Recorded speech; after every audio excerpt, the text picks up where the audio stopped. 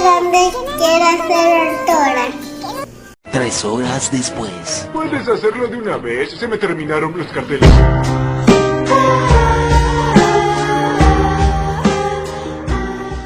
Mami, yo no quiero jugar a ser doctora.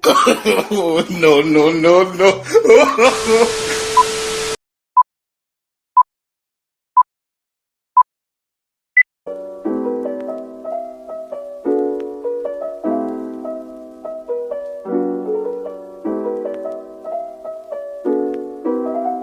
Hola, mi nombre es Melanie Sarmiento, soy estudiante de la Universidad Laica Eloy Alfaro de Manabí, de la carrera de Medicina, de la asignatura de Anatomía, y hoy, junto con mi compañera, le hablaremos acerca de los triángulos de la cabeza y cuello.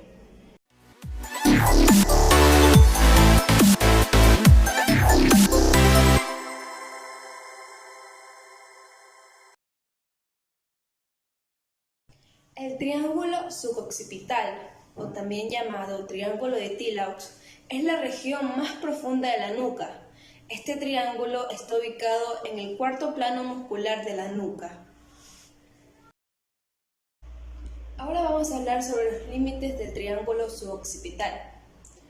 En su límite medial vamos a encontrar al músculo recto posterior mayor de la cabeza, el cual se va a originar a nivel de la apófisis espinosa de C2, o también llamada axis, y se va a insertar en la línea curva inferior del occipital. Su límite inferior, en este límite vamos a encontrar al músculo oblicuo mayor de la cabeza. Este se va a originar en la apófisis espinosa de C2 y se va a insertar en la apófisis transversal de C1, o también llamada como atlas. En su límite lateral, en este límite vamos a encontrar al músculo oblicuo menor de la cabeza, el cual se va a originar en la apófisis transversal del atlas de C1 y se va a insertar entre las líneas superiores e inferiores del occipital. El único músculo de la nuca que no forma parte del triángulo suboccipital es el músculo recto menor de la cabeza. El piso del triángulo suboccipital será la membrana occipitoatloide posterior, la cual es una membrana que une al cráneo, el hueso occipital, con la vértebra C1 atlas. Y para inferior a su piso será el arco posterior del atlas. Esto será el fondo del triángulo suboccipital. El techo del triángulo suboccipital va a ser del complejo mayor de la cabeza, también llamado músculo semiespinoso de la cabeza. Ahora vamos a hablar del contenido del triángulo suboccipital. El triángulo suboccipital, en él van a discurrir la rama posterior del primer nervio espinal, que va a formar el nervio suboccipital. Hacia profundo, en este espacio, vamos a encontrar que es cruzado transversalmente desde lateral a medial por la arteria vertebral, la cual es una rama de la arteria subclavia. La inervación de los músculos que forman el triángulo suboccipital está dado por el ramo posterior del primer nervio espinal, el nervio suboccipital. La irrigación de estos músculos que forman los límites del triángulo suboccipital se da por una red anastomótica de la arteria occipital, que es rama de la carótida externa, y a su vez ramas de la arteria cervical profunda y la vertebral. La acción de estos músculos, cuando se contraen bilateralmente, van a contribuir a la extensión de la cabeza.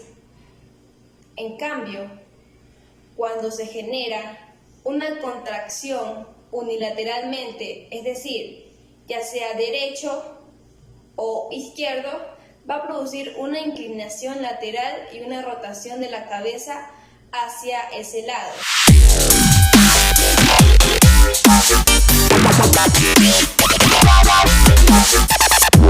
Los triángulos del cuello son las regiones topográficas que están delimitadas por los músculos del cuello. El músculo esternocleidomastoideo va a dividir el cuello en dos triángulos principales, un triángulo anterior y un triángulo posterior. Cada uno quienes, a su vez, tienen algunas subdivisiones importantes y se utilizan como referencia anatómica. Los triángulos del cuello son regiones anatómicas claves debido a su contenido, ya que van a albergar todas las estructuras del cuello, incluyendo glándulas, nervios, vasos sanguíneos, ganglios y ganglios linfáticos.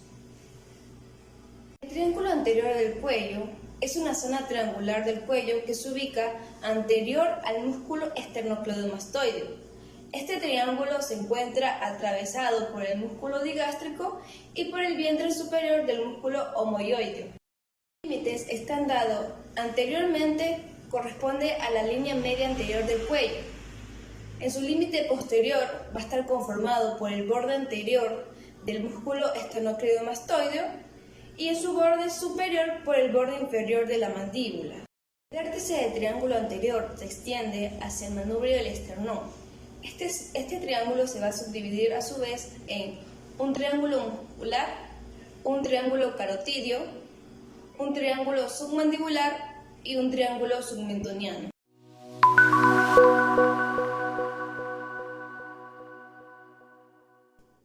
El triángulo muscular. El triángulo muscular, o también llamado homotraqueal, también comparte un borde con el triángulo anterior, que va a ser la línea media del cuello. Sin embargo, cabe resaltar que el triángulo muscular comienza en el borde inferior del cuerpo del hueso hioides. Este va a constar de dos bordes posteriores, la porción proximal del borde anterior del esternocleidomastoideo inferiormente y la porción anterior del vientre superior del músculo omoioideo superiormente. Sus límites. Como ya hablé anteriormente, el límite superior va a estar dado por el hueso hioides, su límite lateral por el vientre superior del omoioideo y el borde anterior del esternocleidomastoideo, y su límite medial va a estar dado por la línea media del cuello. El techo de este triángulo va a ser los tegumentos, la fascia superficial, el músculo platisma y la fascia profunda. El piso de este triángulo está conformado por el esternotiroideo y por el músculo esternocleidoioideo. El vértice del triángulo muscular se ubica en el punto de intersección del músculo esternocleidomastoideo y el músculo omoioideo. El triángulo muscular contiene a los músculos infraoideos, al músculo tiroideo, al músculo esternotiroideo y el músculo esternoioideo. También contiene a los vasos sanguíneos, a la arteria tiroidea superior e inferior y la vena yugular anterior. También contiene a las vísceras, a las glándulas tiroideas, paratiroides, a la laringe, a la tráquea y al esófago.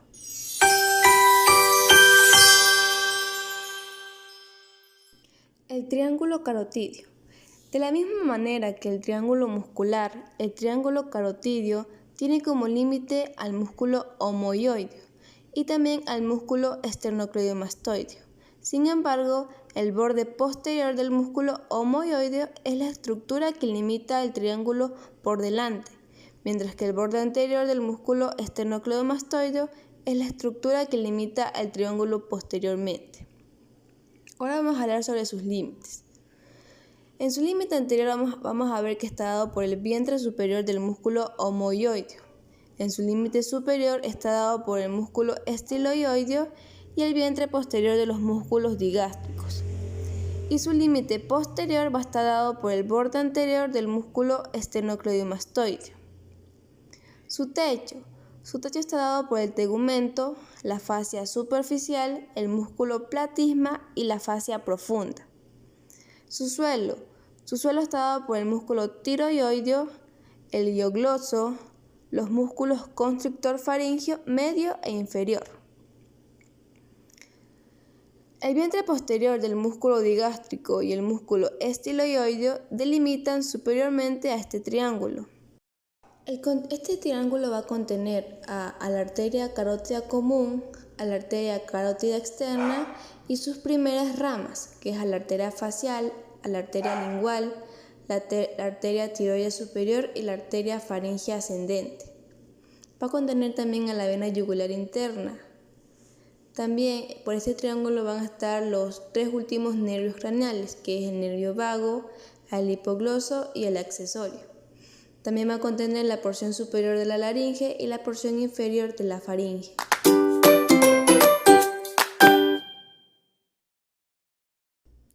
El triángulo digástrico. De manera similar al triángulo anterior, el triángulo digástrico, o también llamado submaxilar, está delimitado superiormente por las mismas estructuras.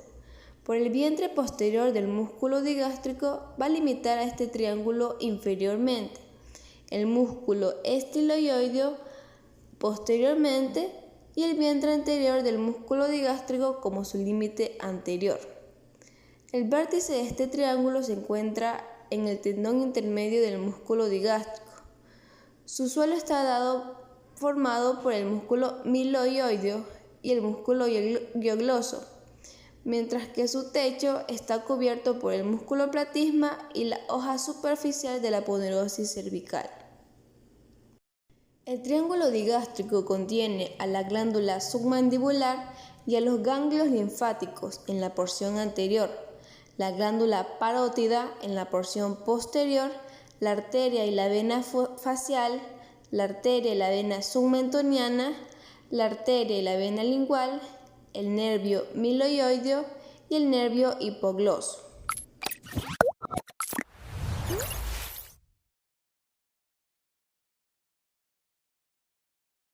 El triángulo submentoniano.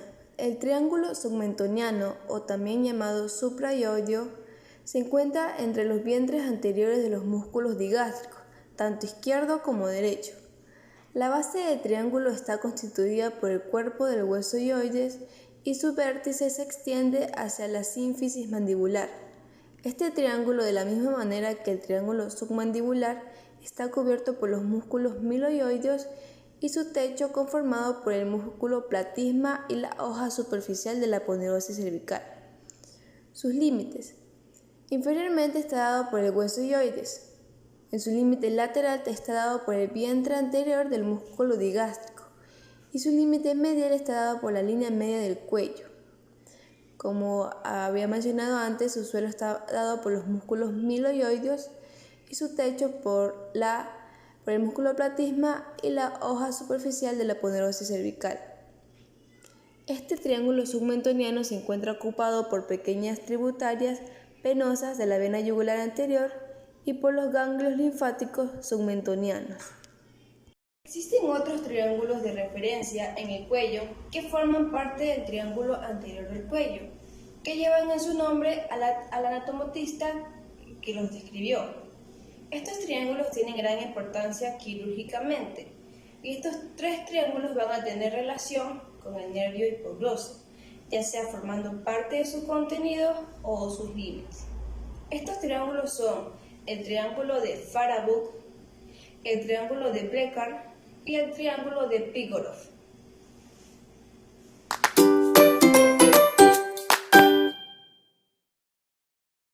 El triángulo de Farabov es denominado así en honor al cirujano francés Louis Hubert Farabov, que fue uno de los primeros que describió a este triángulo. Este triángulo va a tener tres límites. En su límite posterior va a estar dado por el borde anterior de la vena yugular interna. En su límite anterior va a estar dado por el tronco linguofacial. En su límite superior va a estar dado por el nervio hipogloso. Este triángulo se encuentra dentro del triángulo anterior del cuello, más específicamente dentro del triángulo carotídeo. Ahora vamos a hablar sobre su contenido. El contenido de este triángulo es importante, ya que encontraremos a la bifurcación de la carótida común en sus ramas terminales. También vamos a encontrar al corpúsculo y seno carotídeo. Vamos también a encontrar algunas ramas de la arteria carótida externa, como la arteria tiroidea superior, el inicio de la arteria faringe ascendente, el inicio de la arteria lingual y el inicio de la arteria facial. También encontraremos unos ramos descendentes del nervio hipogloso, que es la raíz superior del asa cervical, que es una estructura que forma parte del plexo cervical que ayuda a inervar al músculo. El triángulo de Beckler es denominado así en honor al cirujano francés Pierre-Augustin Beckler. Ahora vamos a hablar sobre sus límites. Sus límites están dados en su límite posterior por el músculo hiogloso. En su límite inferior viene dado por el asta mayor del hueso hioides. Y en su límite superior está dado por dos músculos, el músculo estiloioideo y el vientre posterior del músculo digástrico. Ahora vamos a hablar sobre su contenido. Por este triángulo pasa el nervio hipogloso, pero su importancia tiene que ver con la arteria lingual, ya que este será el primer punto donde se puede hacer la ligadura de dicha arteria. Esta arteria se va a encontrar profundo al músculo hiogloso. El piso de este triángulo está dado por el músculo hiogloso.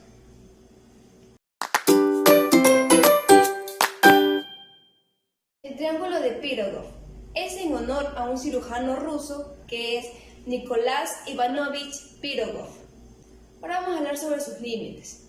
Sus límites están dados superiormente, está dado por el nervio hipogloso, anteriormente por el borde posterior del músculo milohioideo. En su límite inferior está dado por el tendón intermedio del músculo digástrico, el cual esto es lo que va a unir al músculo digástrico anterior con el digástrico posterior. Ahora vamos a hablar sobre su contenido.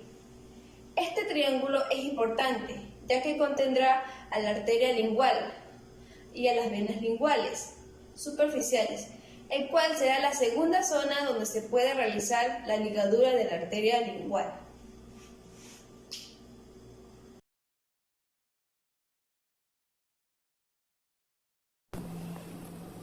Oye, Melanie, oye, despiértate. Oye, ya es sábado. ¿Y el video que tuviste que hacer? Ya es sábado.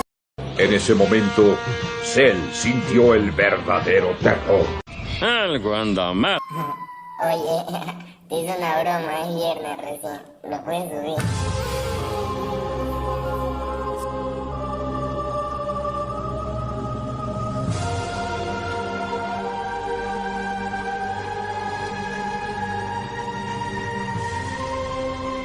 ¡Ay! ¡Qué bendición!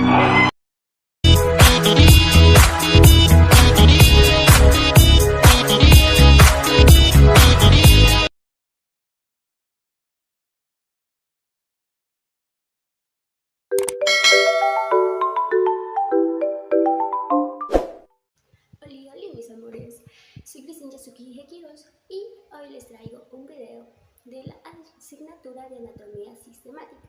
Soy estudiante de la Universidad Rey Carolina Alfaro de Manabí y bueno, yo les voy a hablar sobre el triángulo, pero no sobre ese triángulo de la figura geométrica. Les voy a hablar sobre lo que va a ser el triángulo posterior del cuello.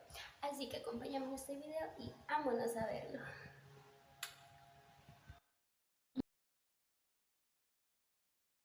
Bueno, mis amores, hoy día, les vamos a explicar sobre lo que es el triángulo superior del cuello.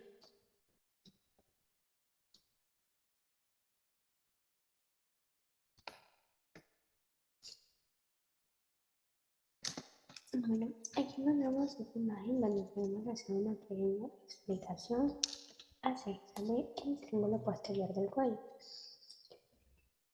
Este triángulo posterior del cuello va a continuar en la zona del cuello, como lo dice su nombre, va a indicar su región posterior. Aquí lo podemos encontrar, que va a estar delimitada y ubicada detrás de lo que va a ser el músculo esternocleidomastoideo y va a pasar por sus tres bordes, uno que va a ser anterior, otro posterior y otro inferior. En lo que va a ser el borde anterior, va a estar el músculo esternomastoideo. En su borde posterior va a estar el músculo trapecio. Aquí lo vamos a encontrar. Mientras que en su borde inferior va a estar lo que va a ser la clavícula en su parte de un tercio medio. Ya, el triángulo posterior. Este triángulo posterior, tal como lo podemos ver aquí en la imagen, se va a dividir en dos, uno occipital y otro supraclavicular. En el triángulo occipital, este va a estar al borde anterior y posterior del triángulo occipital. Van a estar los mismos que los propios triángulos posteriores. Sin embargo, su base va a estar en lo que va a ser el borde inferior. Se encuentra formado por el borde superior y el vientre inferior del músculo omohioide. Tal y como lo vemos, porque son pertenecientes, porque aquí va a estar el esternocleidomastoideo, el trapecio, el vientre posterior y el omohioide. Este de aquí va a contener al onceavo par, la arteria occipital y el nervio mastoideo y su grupo ganglionar. El triángulo supraclavicular. Va a ser un triángulo también conocido como homoclavicular, una fosa supraclavicular, que como lo vemos hoy pasa por la clavícula. Es un triángulo pequeño, tal como lo podemos observar, de los triángulos posteriores. Este triángulo comparte el margen anterior e inferior con el triángulo posterior, sin embargo, se encuentra delimitado superiormente por el borde inferior del músculo omohioide.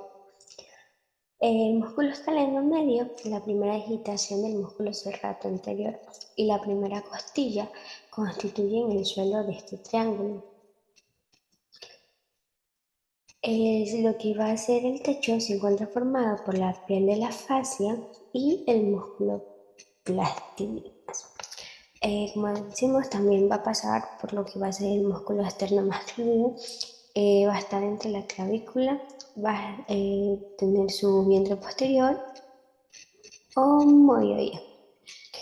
Eso aquí va a contener lo que va a ser el escaleno anterior, el plexo braquial, una arteria subclavia y la vena subclavia. Bueno, de esto de aquí también vamos a hablar de los límites. De lo que va a ser el supraclavicular, su límite superior, que va a estar en la ventril inferior del músculo omohioide. Anterior va a estar por el borde posterior del músculo esternocleidomastoideo y inferior va a estar por la clavícula. Este de aquí va a contener una tercera rama de la arteria subclavia, los troncos del plexo braquial, el nervio para el músculo subclavio y los ganglios linfáticos. En lo que va a ser el triángulo occipital, va a estar anterior al borde del músculo esternocleidomastoideo. Posteriormente va a estar el músculo trapecio. Inferiormente va a estar el vientre del músculo omohioide. Este de aquí va, como dijimos, va a pasar el onceavo par craneal, el nervio accesorio, los ramos del plexo cervical, una porción más superior del plexo braquial y el nervio supraclavicular. Si decimos los límites de lo que va a ser el triángulo en sí, aquí lo tenemos. Anterior va a pasar por el borde posterior del esternomastoide. Posterior al borde del trapecio. Su base va a ser el tercio medio de la clavícula, tal como lo habíamos dicho, aquí lo podemos mostrar. El vértice va a ser el hueso occipital y su suelo va a ser la capa vertebral de la fascia cervical, de los músculos esplénicos de la cabeza, el elevador de la escápula, el escaleno posterior, medio y anterior. Y eso sería todo lo que es el triángulo posterior del cuello.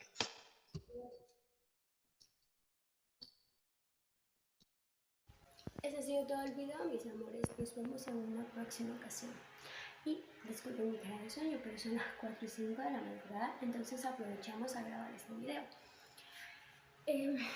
Solamente recordarles que activen la campanita si quieren volver a ver otro video y suscríbanse al canal. Nos vemos en otra ocasión. Un besito, sean felices y comerse un helado. Adiós.